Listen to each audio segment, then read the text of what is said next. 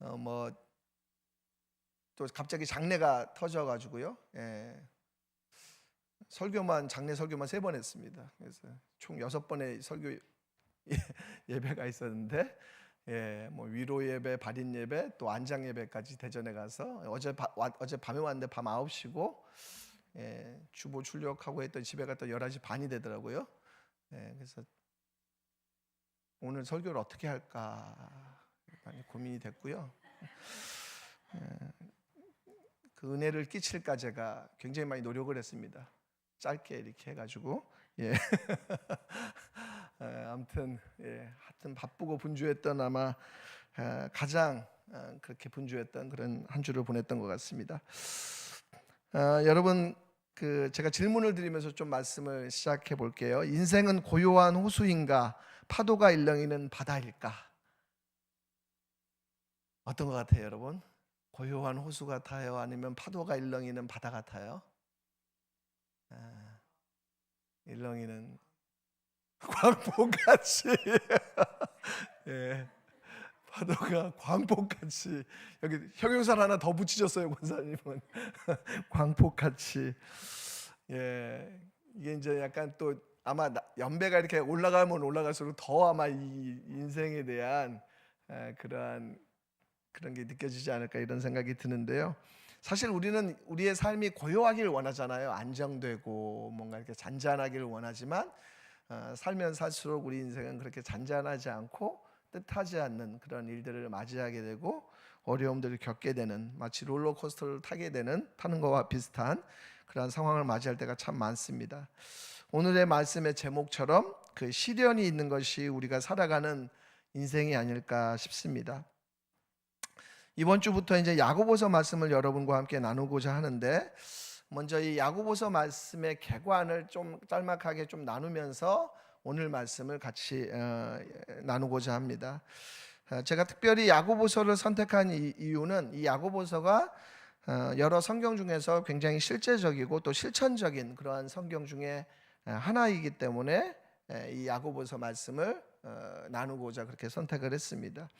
여기서 이제 실제적이라는 말씀드린 이유는 이 성경에 가지고 있는 다양한 주제들 때문에 그래요. 그러니까 이제 그 주제들이라 하면 이제 우리가 일상에서 겪는 돈이라든지 가난이라든지 뭐 언어 습관이라든지 시간, 또 관계, 이런 것들을 다루는 성경이 바로 야고보서입니다.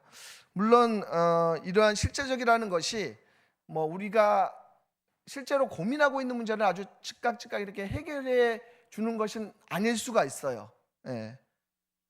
그래서 어쩌면 들으면서 분노를 유발하는 그러한 분노 유발 본문들을, 구절들을 아마 오늘도 아마 분명히 있습니다.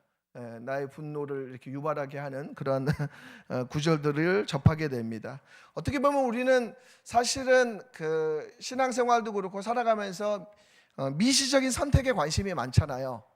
그렇지 않나요? 돈을 주제로 한다면, 예를 들자면 이거 뭐 비트코인을 해도 되느냐 안 되느냐, 아니면 주식을 90년대 아마 대학생활 했거나 이런 사람들은 그리스도인이 주식을 하는 것에 대해서 약간 갸우뚱할 거예요. 근데 지금은 많은 사람들이 아마 주식을 하지 않나?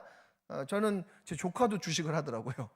그런 거 보면서 참 이게 많이 보편화돼 있다, 그런 생각들 하게 되는데, 상황에 따라 참 이런 것들이 선택이나 접근이 많이 달라지는 그런 시대를 우리가 살아가고 있습니다. 그러나 우리가 사실 성경을 볼 때는 그런 미시적인 어떠한 선택에 대한 그 해법을 가르쳐 준다기보다는 우리가 기본적으로 그 주제에 대해서 어떤 태도를 가져야 되는가에 대한 거시적인, 좀 더 추상적인 말씀을 하면서 오히려 우리의 김을 빠지게 하는 그런 측면에서 또 분노를 유발하게 하는 그런 말씀들이 아닐지도 모르겠습니다. 이 야고보서가 신약 성경의 아모스라고 하는데, 아모스서는 어떤 내용이냐면 바로 정의에 대한 말씀을 합니다. 그래서 야고보서는 신약 성경 중에서 실천과 정의를 많이 강조하는, 이야기하는 성경 중에 하나라고 할 수 있습니다. 그래서 이 야고보서를 신약의 아모스서다 이렇게 얘기하죠. 이 야고보서의 저자는 누굴까요? 야고보죠. 그러면 어떤 야고보일까요? 1번 예수님의 제자 요한의 형제인 야고보, 2번 12제자 중에서 야고보가 2명 있거든요. 알페의 아들 야고보. 3번 예수님의 동생 야고보, 친동생 야고보. 누굴까요? 2번. 땡. 예. 감사합니다. 답변해 주셔서. 예. 1번과 3번 뭘까요? 1번. 땡. 예. 그 요한의 형제인 야고보는 일찍 죽어요. 사도행전에 보면은 아마 순교자일 거예요. 예. 근데 이제 그 죽은 시점이 주 한 44년 되거든요. 그러니까 이 야고보서는 쓰여진 게 더 뒤이기 때문에 예수님의 친동생인 야고보로 그렇게 학자들 사이에 이렇게 인정받고 있습니다. 예수님의 친동생인 이 야고보가 이 야고보서를 썼는데 당시에 이제 이 야고보라는 이름이 많았기 때문에 아마 이제 그렇게 또 예수님의 친동생인 야고보로 이렇게 인정받으면서 썼던 이 야고보서이고요. 야고보서의 수신자는 오늘 말씀 1장 1절에 보니까 어떻게 나와 있냐면 흩어져 있는 12지파에게 문안한다, 그렇게 말씀하고 있습니다. 그러니까 특정 교회나 특정 사람을 대상으로 쓴 것이 아니라 디아스포라 당시에 이렇게 흩어져 있는 사람들을 향해서 썼던 책이 서신이 바로 이 야고보서다라고 얘기하고 있습니다. 그러니까 이제 주로 대상이 이 헬레니즘 지배권 안에 있었던, 그러니까 헬레니즘이라고 한다면 당시에 이제 어떠한 학문적이고 지적인 이런 어떤 문화 속에 있었던 사람들이 바로 수신 대상자였던 것을 우리가 알 수가 있습니다. 그들은 대부분 믿음이라고 할 때 그 믿음은 어떤 지적인 동의라든지 아니면 어떤 주장을 이렇게 받아들이는 거, 그런 걸로 이제 인식했어요. 그러나 이 야고보는 그 믿음이라는 것이 단순히 어떤 인지적 동의에 그치는 것이 아니라 실제로 행동으로 증명해내는, 삶으로 드러나는 것이 진정한 믿음이다 라고 이 야고보에서 이야기하고 있습니다. 오늘은 특별히 말씀에 키워드가 있는데 그 키워드는 뭐냐면 오늘 말씀의 제목처럼 시련입니다. 시련. 여러분, 우리가 이제 시련을 겪으면 보통 어떻게 되죠? 자동적으로 이제 우리가 우리 머릿속에서, 우리 마음속에서 이렇게 의문점을 갖는 게 왜 나에게 이런 시련이 왔는가? 그런 궁금증을 우리가 이제 스스로에게 묻게 됩니다. 자문하게 됩니다. 왜 나에게 이런 시련이 왔는지. 보통 시련은 한 3가지 이유 때문에 오는 것 같아요. 첫 번째는 무지할 때 우리가 이제 시련을 당하죠, 흔히. 그러니까 지식이 부족하거나 우리가 경험이 부족할 때, 그럴 때 이제 이런 시련을 겪게 되는 것을 보게 됩니다. 잘 몰라서, 아니면 어떠한 그 경험들이 부족해서 그럴 때 시련을 겪죠. 그래서 그러한 시련을 우리가 당하지 않기 위해서 지식을 쌓기도 하고 어떠한 경험들, 어떻게 하면 이러한 어려움을 당하지 않게끔 그런 경험들을 쌓으려고 노력을 하는 것을 보게 됩니다. 일종의 어떤 사회생활을 하는 거죠. 그리고 그런 것들을 쌓여가면서 기준들도 생기고 어떻게 처신해야 되는지, 그런 뭐 나쁘게 얘기한다면 처세술 같은 건데, 아무튼 뭐 그런 것도 우리가 익혀가면서 성장해가는 것들을 보게 됩니다. 근데 그런 것들이 만약에 부족할 때 우리는 이제 시련을 당하게 되죠. 우리가 시련을 당하는 두 번째 이유는, 원인은 뭐냐면 욕심 때문에 시련을 당합니다. 욕심 때문에. 지난주 말씀에서도 이제 믿음의 경주에 대한 얘기를 우리가 쭉 해가면서 무거운 짐, 곧 얽매이기 쉬운 죄 중에 대표적인 것이 바로 욕심이다라고 말씀을 드렸습니다. 아무리 무지하지 않고 똑똑해도 욕심이 많으면 우리가 시련을 겪는 것 같아요. 그죠? 욕심이 많으면. 오늘 말씀에 보니까 15절 말씀에 지난주에도 말씀을 나눴지만 욕심이 잉태한 즉 죄를 낳고 죄가 장성한 즉 사망을 낳는다. 이런 말씀, 아주 유명한 말씀이 있죠. 저는 잘 몰랐는데 이 말씀을 참 이렇게 잘 집중해서 보니까 재미있는 표현이에요. 사실은 욕심이 잉태한 즉 죄를 낳고, 그러니까 욕심과 죄의 어떠한 상호 관계 속에서 어떤 표현을 쓰냐면 잉태라는 표현을 썼어요. 그러니까 성적 관계잖아요. 이게 성적 관계를 통해서 이렇게 가장 어떤 면에서 친밀한 성적 관계를 통해서 낳는 게 그 연결고리를 죄라고 표현했어요. 욕심 잉태한 즉 죄라. 그리고 또 어떻게 표현합니까? 죄가 자란다는 거죠. 자라서 어른이 되면 사망에 이른다, 이렇게 얘기합니다. 사망에 이른다. 이런 것들을 볼 때 이 말씀이 참 너무 인상적이었는데, 결국은 욕심은 결국은 사망과 죄와 관련이 되고 그 죄는 확장되면 사망으로 이어지는 것들을 보게 됩니다. 여기서 말하는 이 욕심이라는 것은 건강한 욕심이 아니죠. 사실은 우리가 욕심이 없을 수 있죠. 어떤 면에서는 애착이 있다라는 것은 살아있다라는 것을 의미하고, 우리가 살아있다라는 것은 무언가를 욕망한다는 것 아니겠습니까? 그죠? 예.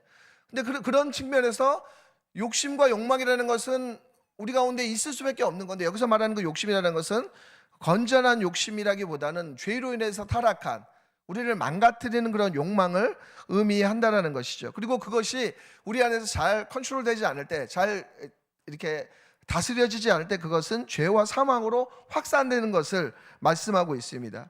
그런 측면에서 우리에게는 지혜와 분별력이 필요하죠. 내가 지금 갖고 있는 그 욕망과 욕심이 하나님께서 허락하신, 하나님 보시기에 합당한 그런 것인지, 그러한 욕심인지 어떤 것인지를 우리가 분별하는 것이 필요합니다.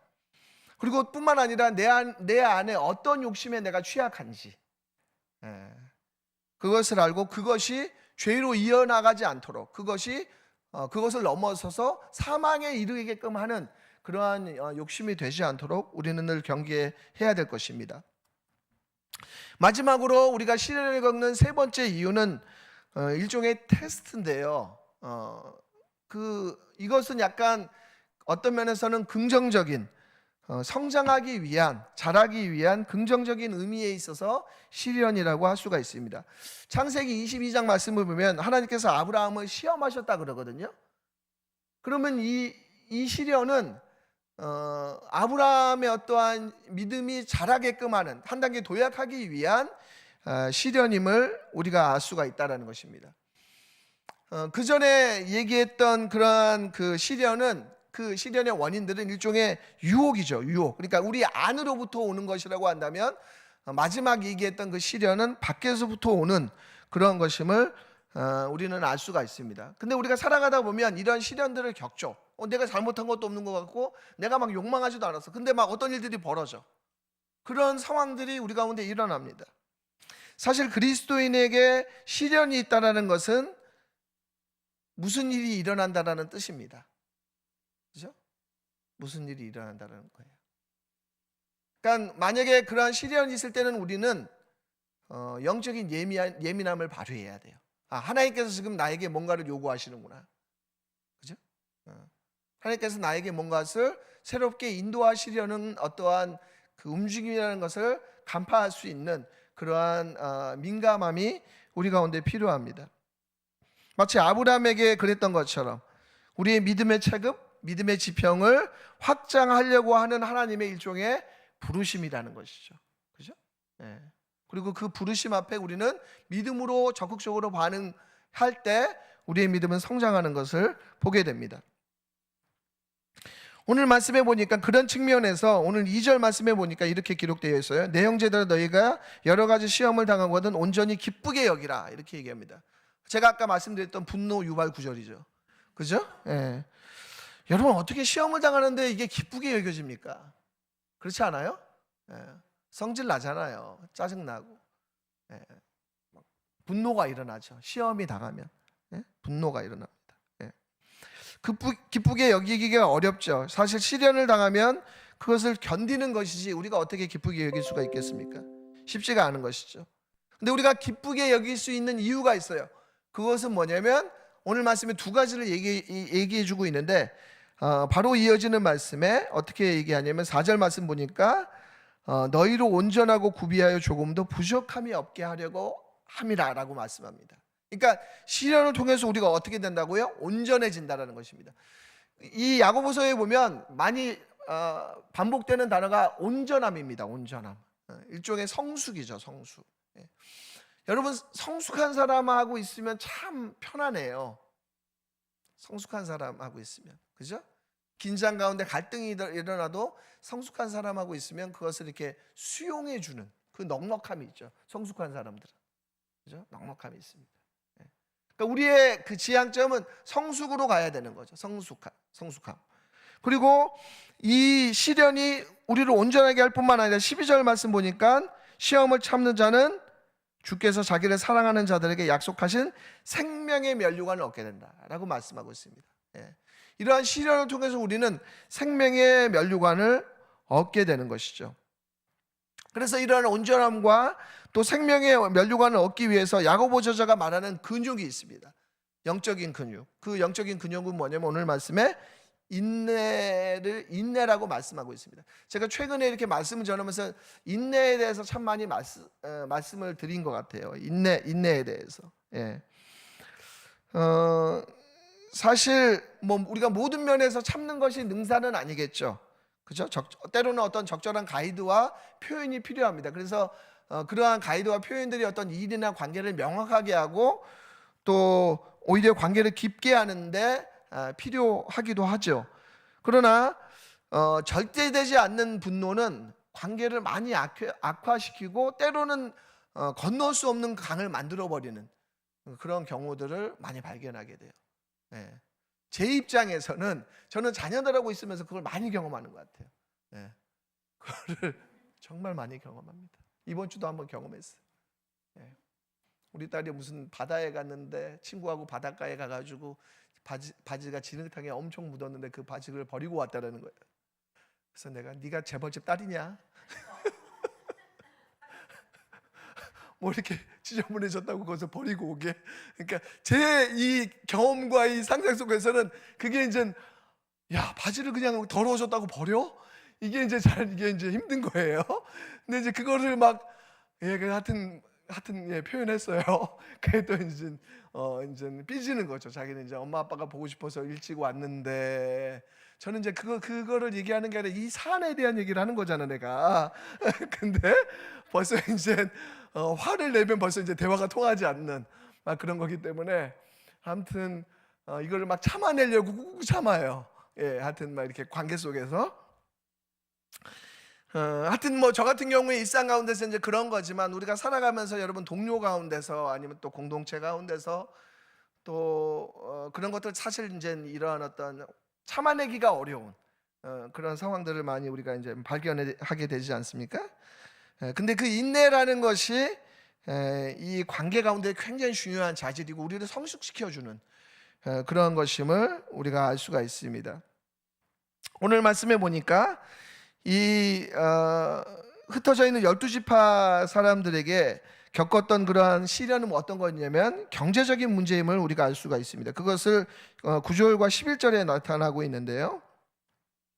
뭐 사실 오늘날도 그 경제적인 문제는 청년 세대에서부터 작년에 이르기까지 아니 오히려 이제 노년에 이르기까지 최근에도 기사를 보니까 우리나라 이제 노인 빈곤층이 굉장히 높아지는 그런 상황 가운데 있는 것이죠. 그죠? 예. 그래서 이 경제적인 문제, 돈의 문제는 아주 첨예한 문제임을 알 수가 있습니다. 아마 이 경제적인 문제로부터 자유한 사람은 없겠죠. 제가 이제 읽었던 그 돈의 심리학이라는 그런 책이 있는데 그 책에 보면 이런 것이 있더라고요. 돈이 있다고 행복한 것은 아니지만 행복하기 위해서는 돈이 필요하다. 저는 그 말이 참 맞는 것 같아요. 네. 돈이 있다고 행복한 건 아니지만 행복을 위해서는 적정 수준의 이제 돈이 필요한 것이죠. 그리고 돈이 있을 때 자유함과 또 유연성이 생기죠. 우리가 직장을 이동한다 그럴 때 돈이 있으면 어느 정도의 그 여유를 어떤 이렇게 매여 있거나 구속당하지 않고 여유 있게 또 다른 직업을 이렇게 알아볼 수 있는 그런 어떠한 그 시간들을 확보할 수 있는 그것이 이제 돈이 줄 수 있는 또 이제 하나의 유익이겠다 싶습니다. 그래서 돈이라는 것은 구속과 얽매임에서 벗어날 수 있는 그런 자유함을 주는 거죠. 그러나 여기서 이 말씀하는 이 9절과 11절에서 말씀하는 것은 돈은 수단이지 우리 인생의 목적은 아니다라는 거예요. 그 우리가 이제 위치를 정확히 해야 되는 거잖아요. 돈은 목적이 될 수는 없는 거죠. 그리고 더 나아가서는 돈은 우리의 정체성이 될 수는 없다라는 것입니다. 그래서 보면 낮은 형제는 자기의 높음을 자랑하고 부한 자는 자기의 낮아짐을 자랑하라라고 말씀합니다. 우리의 정체성은 결국 무엇이 돼야 됩니까? 바로 복음이 돼야 되는 거죠. 그죠? 낮은 자는 우리가 복음을 가졌기 때문에 높음을 자랑하라는 것입니다. 왜냐하면 우리가 예수 그리스도 안에서 구원함을 받은 자이기 때문에 우리의 높음을 자랑할 수 있어야 되는. 돈뿐만 아니라 부한 자는 자기의 부로 정체성을 삼는 것이 아니라 예수 그리스도의 그 겸손과 낮아짐을 우리가 배워서 낮아질 수 있는 그러한 사람이 되어야 함을 오늘 말씀에서 얘기하고 있습니다. 결국 예수님께서 말씀하신 대로 세상을 거꾸로 보는 법을 너희들은 가져야 된다라고 야고보서는 얘기하고 있는 것입니다. 오늘 본문의 이 야고보 저자는 시련 앞에서 어떻게 우리가 반응해야 될지 그것에 대한 얘기를 하는데요. 그것에 대한 내용이 5절에 나와 있습니다. 우리 5절 말씀을 한번 띄워주실래요? 5절 말씀. 5절 말씀 다시 한번 같이 한번 읽겠습니다. 시작. 너희 중에 누구든지 지혜가 부족하거든 모든 사람에게 후히 주시고 꾸짖지 아니하시는 하나님께 구하라. 그리하면 주시리라. 아멘. 여러분 지혜가 얼마나 중요한지 몰라요. 지혜가. 지식은 분석하지만 지혜는 종합하는 능력이죠. 그죠? 지혜로운 사람은 그 지식을 활용해서 삶에 적용합니다. 삶에 적용할 수 있는 능력, 삶으로 그것을 발현할 수 있는 자가 지혜로운 자죠. 그래서 똑똑한 사람이 되는 것이 우리의 목적이 아니라 얼마만큼 그것을 우리의 삶 가운데서 적용하면서 실천할 수 있는, 행동할 수 있는 어떤 능력, 그것이 바로 이제 지혜인데, 우리가 이제 살아가면서 참 지혜가 부족할 때가 많습니다. 그러니까 아까 전에 이제 시련을 당하는 이유도 우리가 이제 지혜가 많이 부족해서 시련을 당할 때가 참 많죠. 그런 측면에서 우리는 욕망과 욕심에 이끌리지 않고 지혜에 이끌리는 그러한 인생이 돼야 될 것입니다. 근데 그 지혜의 기초는 어디에 있냐면 오늘 말씀 5절에 보니까 구하라는 거죠. 지혜의 기초는 기도에 있습니다, 여러분. 그러니까 내가 지혜가 부족할 때 여러분 많이 지혜를 달라고 많이 구하시면 좋을 것 같아요. 제가 이제 뭐 단체를 섬기거나 또 이렇게 교회를 하면서 어떤 판단이나 선택을 해야 될 상황들이 참 많습니다. 의사결정을 해야 되는. 그러면 이제 그런 것들을 하려면 뭐가 필요해요? 하나님께서 주시는 지혜와 분별력이 필요하죠. 어떤 선택을 하는 게 하나님께서 원하시는 뜻인지. 그죠? 뭐 저뿐만이 아니라 여러분들도 살아가면서 그런 선택들을 해야 되는 상황들이 많이 있잖아요. 그죠? 그럴 때 어떻게 선택하는 것이 하나님께서 원하시는 길인지 지혜가 있어야 되는 것입니다. 근데 그 지혜를 얻으려면 바로 구하는 것이죠. 구하는 것입니다. 구할 때 우리 가운데 그 지혜가 주어집니다. 오늘 말씀해 보니까 이 야고보 저자는 하나님에 대한 그 이해가 어떻게 되어 있냐면 후히 주시고 꾸짖지 아니하시는 하나님이라고 표현하고 있습니다. 그러니까 하나님에 대한 깊은 신뢰가 있는 거죠. 하나님은 내가 구할 때 넉넉하게 그것을 지혜를 허락해 주시는 분이 바로 하나님이심을 이 야고보 저자는 이야기하고 있습니다. 사실 우리가 어떠한 그 구한다고 할 때 마치 이제 어떤 샤머니즘적으로 이렇게 막 우리의 욕망의 어떤 투사로서 기도하고 뭐 이런 것들 때문에 어떤 기도에 대한 부정적인 견해가 있을 수 있지만 사실 건강한 기도의 삶은 굉장히 우리의 어떤 왜곡된 욕망을 정화하기도 하고요, 새롭게 하는 데 있어서 큰 어떤 은혜의 수단임을 우리는 보게 됩니다. 그래서 사실 예수님께서 본을 보인 여러 가지들이 참 많지만 그 중에 많은 부분은 사실 기도와 관련된 것임을 보게 돼요. 예수님은 기도를 가르치셨죠. 주기도문이라고 하는 그 하나님 나라 신학의 정수 핵심이라고 할 수 있는 주기도문을 가르치실 뿐만 아니라 예수님은 제자들에게 기도하는 삶을 보이셨고 또 십자가 죽기 전에도 겟세마네 동산에서 기도하셨어요. 저는 이 겟세마네 동산에서의 기도가 어떤 면에서는 기도의 삶을 가장 잘 표현해주고 있는 기도의 삶이라고 생각해요. 왜냐하면 자아를 뛰어넘는 기도거든요. 그러니까 우리는 사실은 기도도 어떻게 생각하냐면 우리의 어떠한 욕망을 실현하기 위해서 많이 기도하죠. 그게 꼭 나쁜 건 아닙니다. 저도 그렇게 많이 기도합니다. 어떤 필요가 있을 때 기도하죠. 그죠? 그러니까 기도의 시작은 사실 욕망입니다. 그래서 욕망부터 시작해요. 근데 모든 것을 그 욕망을 다 얻기 위해서 우리가 기도한다라고 하면 그거는 되게 어떠한 그 문제가 있는 거죠. 그죠? 근데 그 기도를 해나가면서 우리가 하나님의 뜻을 발견해요. 지혜를 얻는 거죠. 우리는 우리가 원하는 대로 인생을 취하는 게 가장 베스트라고 생각할지는 모르겠어요. 그러나 하나님은 우리를 더 잘 아시고 우리의 인생길을 이끌어 가시는 분이 하나님이시기 때문에 그 하나님의 뜻에 우리의 어떤 욕망을 바꿔나갈 수만 있다면, 그 겸손과 순종만이 있다면 우리는 새로운 삶을 살아갈 수 있을 것입니다. 그래서 여러분 뭡니까? 오늘 말씀 보니까 16절에 이렇게 얘기하고 있어요. 내 사랑하는 형제들아 속지 마라. 온갖 좋은 은사와 온전한 선물이 어디서부터 온다고요? 위로부터 온다고요. 그러니까 우리는 내 안에 어떤 욕망을 통해서 얻는 것을 통해서 우리가 기뻐할 수 있지만, 진정한 은사와 좋은 거는 다 위로부터 온다고요. 그러니까 하나님으로부터 오는 것이 우리 가운데 참된 것입니다. 가장 좋은 거예요. 하나님으로부터 오는 관계가 가장 좋은 거예요. 하나님께서 주신 친구, 배우자, 그것이 가장 우리한테 좋은 거예요. 내 욕망을 통해서 나는 저 사람을 내가 얻는 게 가장 좋을 거라고 생각하지만 그렇지 않죠. 하나님이 나를 가장 정확히 아시죠. 그래서 하나님으로부터 오는 관계, 하나님으로부터 오는 어떤 소유, 하나님으로부터 오는 어떤 그 정화된 욕망들 우리가 얻을 때 그것이 가장 좋은 것입니다. 그것이 가장 좋은 거예요. 그래서 우리는 기도해야 돼요. 왜요? 그 하나님으로부터 오는 그 지혜와 하나님으로부터 오는 어떤 그 은사를 우리가 얻을 수 있는 통로가 바로 기도이기 때문에 그렇습니다.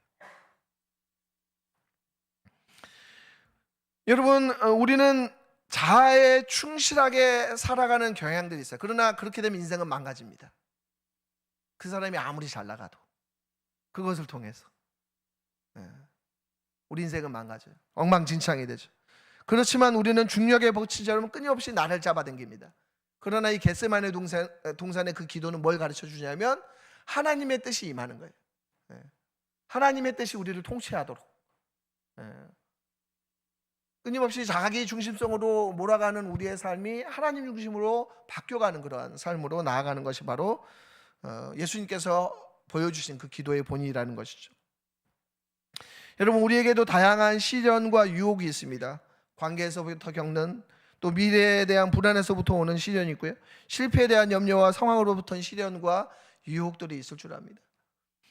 그럴 때 이 야고보 저자가 얘기하는 건 뭡니까? 지혜를 달라고 우리가 기도하는 거예요. 하나님 앞에 지혜를 달라고 기도하는 거예요. 지혜를 달라고 기도하는 거예요. 그리고 그것을 통해서 우리는 하나님으로부터는 그런 은사를 받고 하나님으로부터는 선물을 누릴 줄 믿습니다. 이러한 시련 속에서 우리가 하나님의 일하심을 기대하고 또 그것을 통해서 우리가 온전해지고 생명의 면류관을 받는 그러한 저희들이 되기를 원합니다. 뿐만 아니라 그 지혜를 받고 누리는 우리 다드림의 모든 청년들이 되기를 원합니다. 이 시간 그런 마음을 가지고 같이 좀